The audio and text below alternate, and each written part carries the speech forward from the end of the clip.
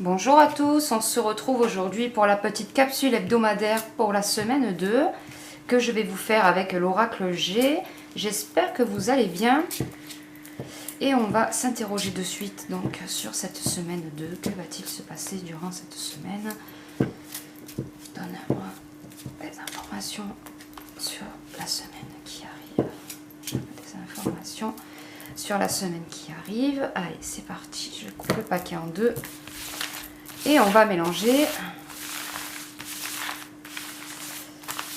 Je tenais à vous remercier pour votre fidélité et pour tous les commentaires sympas. On échange de manière très cordiale et ça c'est vraiment très bien.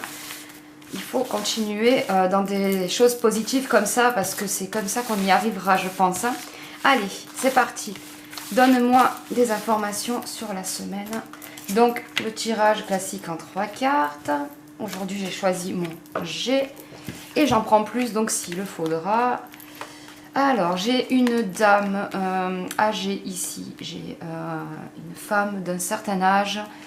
La carte de la colombe avec la paix. Et la bougie, la lumière de la bougie, comme je vous avais expliqué déjà une fois, où les choses se restreignent avec la lumière de la bougie. Je dirais que les choses se restreignent autour des personnes non-vac, si vous voyez ce que je veux dire. Les choses vont se restreindre autour de nous à ce niveau-là. Mais il y a la paix. Pour moi, en fait, à l'image d'une personne d'un âge certain, il y a des choses au-delà desquelles ils ne pourront plus aller. Vous voyez ?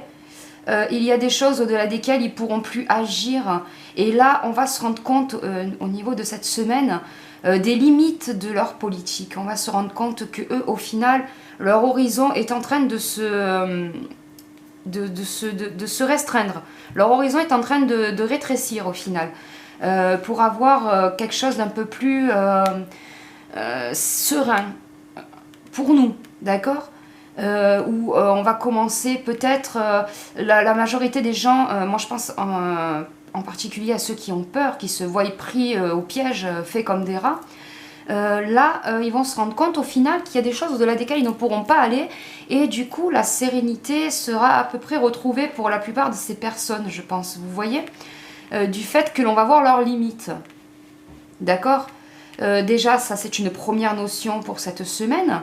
J'ai aussi une notion de... Donc il y a quand même la personne âgée, la personne d'un âge certain là qui m'est sortie. Donc est-ce qu'il va y avoir quelque chose avec les retraites par exemple qui va être mis sur le tapis cette semaine? On va tirer une dernière carte pour voir un petit peu. On a la ruse. Alors n'oubliez pas ce que je vous ai dit tout à l'heure, il y a peut-être la ruse, ils sont peut-être rusés dans leur délire, mais il y a tout de même la carte de l'horizon qui se rétrécit pour eux avec la bougie, d'accord?